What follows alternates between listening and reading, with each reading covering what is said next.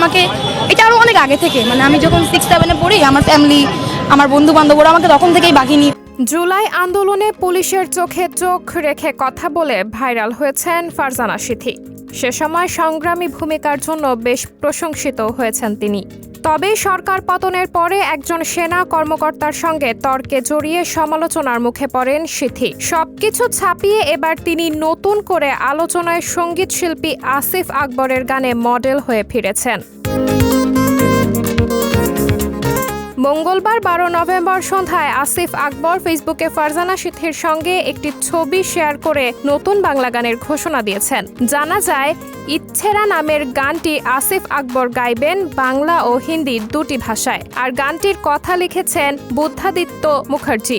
হিন্দি ভাষায় গানটির শিরোনাম বেপানা দিল, কথা লিখেছেন শাদাব আক্তার।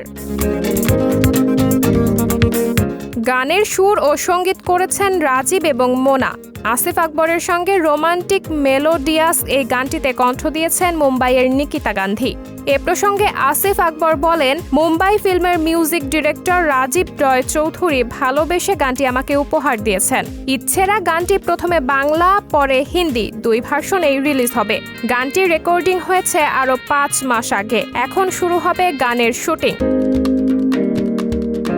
নিটোল প্রেমের গানটির মডেল হিসেবে আমি নিজে পছন্দ করেছি জেনজি কন্যা ফারজানা সিথি এবং তরুণ সঙ্গীতশিল্পী শেখ সাদিকে। আবার গানে গানে মুখর হয়ে উঠুক আমাদের পরিবেশ প্রতিবেশ। গানে মডেল হওয়া নিয়ে সিথি বলেন, আমি মডেলিং করি 2019 সাল থেকে।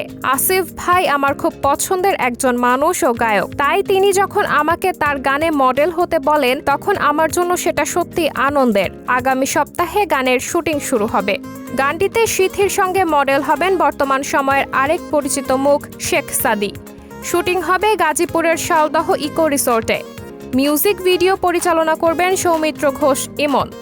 গানটি মুক্তি পাবে আসিফ আকবরের ইউটিউব চ্যানেলে। সাবরিনা জলিল, সবার কথা।